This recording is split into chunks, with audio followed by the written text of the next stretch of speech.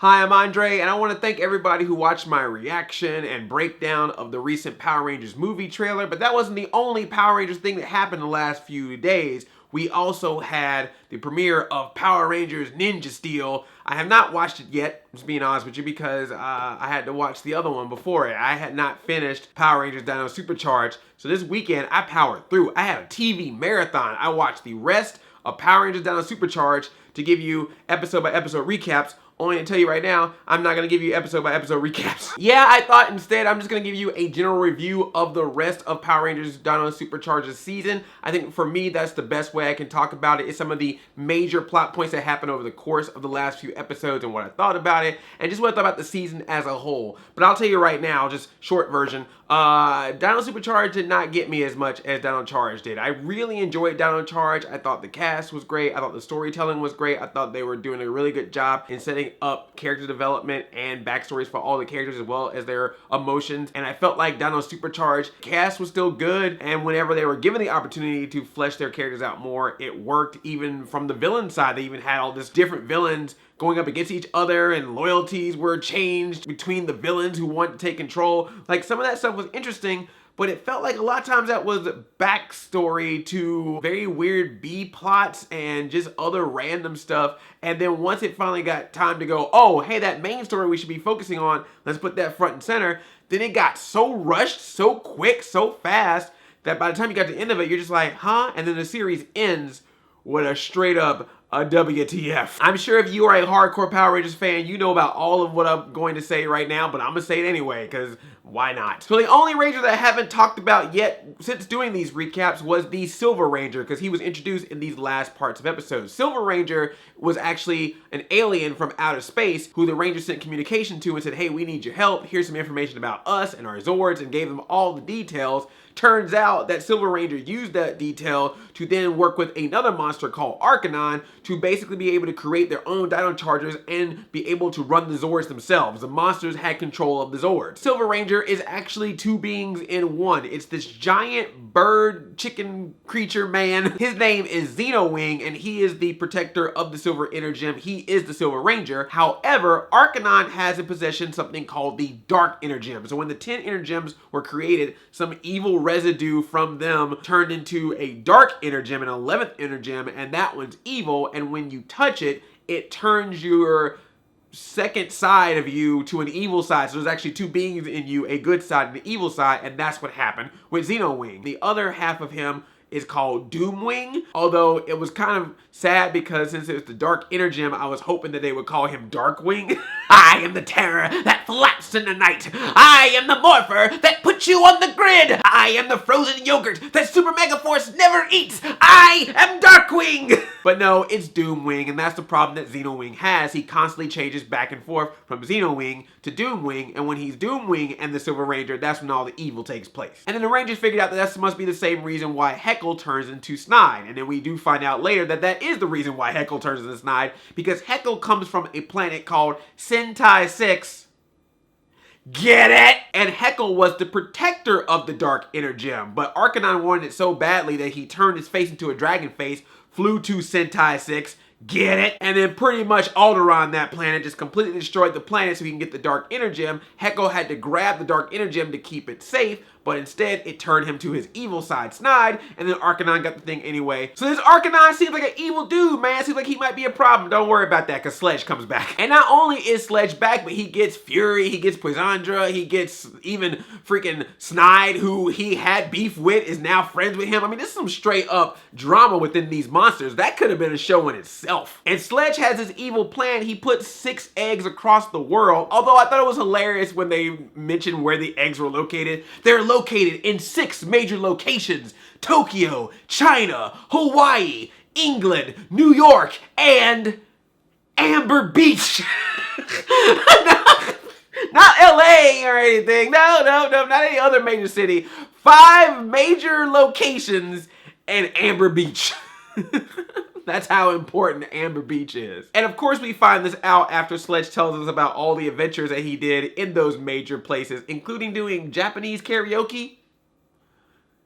Power Rangers is super serious, you guys. So you got Arcanine running the place, you got Sledge coming back, you got Greenzilla's popping up all over the place. The Power Rangers have got their work cut out for them. They have to stop these monsters and save the world. Well, eventually they will do that. First, they gotta make the perfect cake for a food critic, or they gotta see if people will respect a robotic caveman, or they gotta stop a graffiti artist who's tagging, or they gotta audition for the NZ Boys, be part of a pop group, you know, that stuff. And then maybe eventually they will also save the world from utter destruction.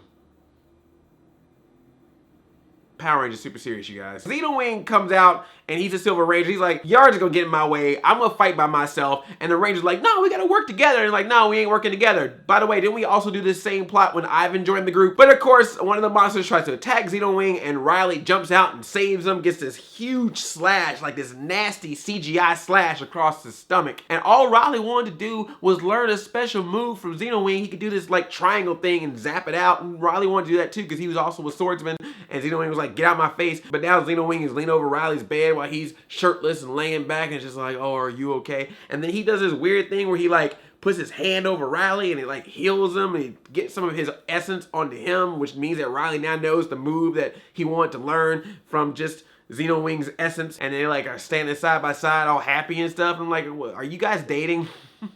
I ship it. Hashtag Riley Wing. Heckle is their friend now. Did I mention that? Yeah, the Power Rangers created this device that allowed Xenowing and Doomwing to split so they could have a pure Xenowing, and they did that. Doomwing ended up being evil and they defeated him. But then Snide was all like, hey, Arcanine, I'll be on your side if you split me up. So then they grabbed the device the Power Rangers used that to split Heckle and Snide up, so they're two individuals, and since they split up, Heckle is no longer fully evil, even though he did a bunch of evil stuff as Heckle, but who cares? He's good now. And then Snide's all like, now I'm gonna be working for you, Arcanine, even though secretly he's like, nah, man, Persandra, let me tell you something real quick. Your man's still alive. Let's go. And then he ends up being loyal to Sledge instead, and then Sledge and Poisandra get married. So yeah, Greenzilla shows up at all these different locations, and the Rangers go all around the world to fight them, even though all around the world still looks like New Zealand. But that wasn't it. In addition to the eggs putting out these giant monsters, they also had these tentacles come out that grabbed the Earth, and it was gonna pull the Earth off of its rotational pull, so that way everyone would freeze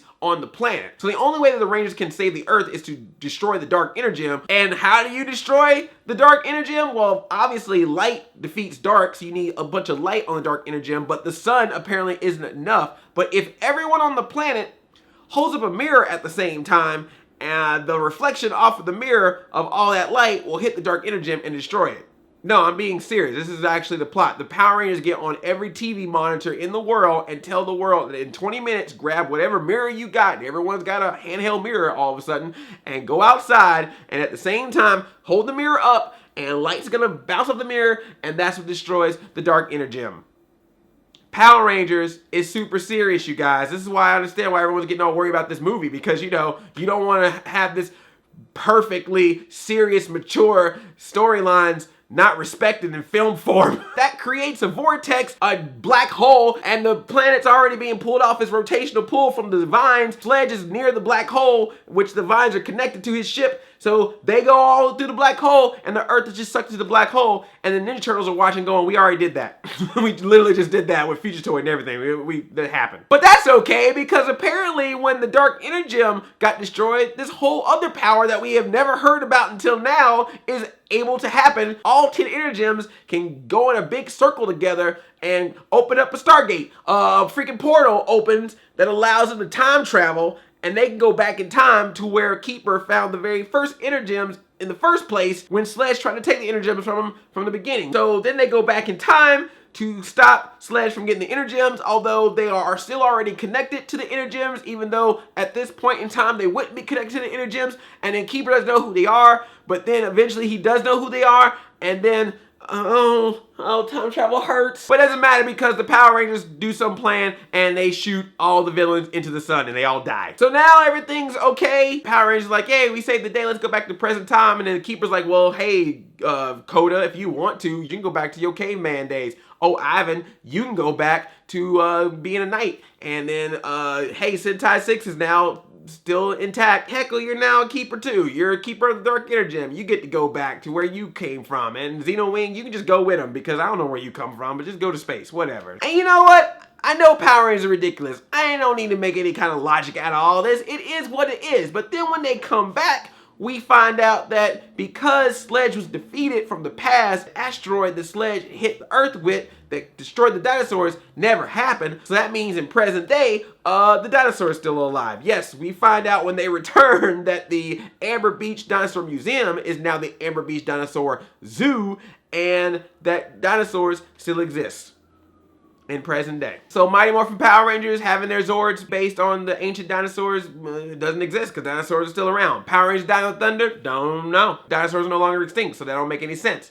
Every Power Ranger story ever, because we've never seen actual dinosaurs in any version of Power Rangers. Does any of them exist now? Does this mean that Dino Charge and Dino SuperCharge are on a completely different Earth, an alternate timeline? Is it like a Back to the Future thing where because you changed something in the past, you're now on a different separate timeline where Biff doesn't have the almanac or something? Like, I don't know. What does this mean? Power Rangers should not be this confusing. It's Power Rangers, y'all. Oh, and in case I missed something, here's some other random stuff that happened. Koda played baseball. Tyler and Chase get consumed with greed from some gold coins. There's some woman bodyguard for this old man who got mad because he donated some $2 million outfit and Ivan messed it up and she got claws or something like that. Y'all know what I'm talking about. Shelby, who's been this strong and outspoken woman, all of a sudden becomes a shy and quiet woman when her best friend shows up, who always takes credit for Shelby's work, including taking credit for being the Pink Ranger, which I also believe was an episode we did in Megaforce or something. I feel like there was a lot of B plots that I'm like, we've seen this before. But that's okay, because life is like a triceratops, and I love you, Triceralots, and I know that you... Sorry. But hey, the zombie episode looked cool, and I like the whole thing where they switched places and we got to see them play each other's characters. I know that's a typical Power Rangers storyline too, but hey, whatever. At least it was entertaining. Oh, and Shelby built her own Zord. Freaking Shelby. You are the hidden figures of Power Rangers. You built your own Zord? Keeper was just like, and here's how you build a Zord. And then literally like the next day, she's like, good, built one. Spinosaurus, what do you want? I thought the cast was great. I thought Chip Lynn did the best he could. I feel like there might have been some constraints. I'm still very interested to see what happens with the ending of this. I mean, now that you actually are establishing that dinosaurs are still alive, I wonder what that means for the timeline and continuity of the series franchise as a whole. I just feel like there's a way that you can do this where it's still a kid's thing, but also could cater to at least people who are nostalgic for the franchise, just have something with a little bit more depth. And the weird part about it is it's there. Like, you can see the episodes and the elements. It's like, oh, there it is, there it is, there it is. But then, I don't know if it's the trying to compare it to Sentai or the toys having to be made or whatever, but it just feels like something always happens with this thing where everything just gets rushed last minute, and the things that you feel like should take 2 or 3 episodes take like 1 or even half. I mean, when you throw in time travel, that alone should be its own episode. You don't just literally in the last half of your season finale go, oh, by the way, time travel. I was starting to think about what it is. Like, what's the problem? And I think the problem has nothing to do with the show. I think it's me. It's a confusion of love with this franchise. Why is this show confusing me? This is what happens when you watch like 10 Power Ranger episodes in a row. Don't do it. Let this be a warning to you. If you are to watch this series, definitely watch it every single week, the one episode it comes out. Because when you watch like 10 in a row, you start thinking things. You start analyzing it a little bit too much and going, you know what, something ain't right here. But hey, Tyler and Shelby got together, and that's all that mattered. That's all I want. We got a little kiss on the cheek. Yay. Still love you, Saban. I still love Power Rangers. I just may need to love it in a different way. I need to love it in more of a Riley Xenowing type of way. If you watched Dino SuperCharge, let me know what you thought. And if you are new here, please click that subscribe button. I love you like a play cousin. I'm 95,000. Chain jump. Yelp.